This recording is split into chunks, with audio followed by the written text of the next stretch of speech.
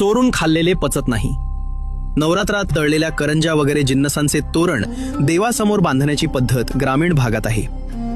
त्याला कर बांधरे म्हणतात. मामांच्या तंबूसमोर कर बांधलेली असे. दसऱ्या दिवशी शिलंगणानंतर माणसे मामांना सोने देण्यास येत. त्यावेळी मामा त्या करंजांचा प्रसाद वाटतं. एकदा मेतके गावी शिलंगणाचा दिवस होता. एका माणसाने इतर कोणी नसलेले पाहून करीतील करंजा खाल्या होत्या.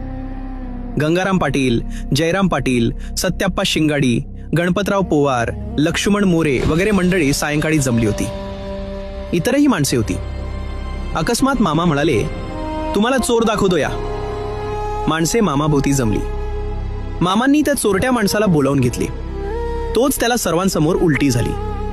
तीत खालेले सर्व पदार्थ न पचता प्रत्यक्ष पडलेले होते. तो माणूस खजील झाला. इतर जण थक्क झाले. मामा नेहमी म्हणत, तुमच्या पोटात गेलेले अन्न पचवणारा वैश्वानर नावाचा अग्नी मीच आहे. बाळू मामांवर श्रद्धा असेल तर सबस्क्राईब करा आणि कमेंटमध्ये जय बाळू मामा लिहा.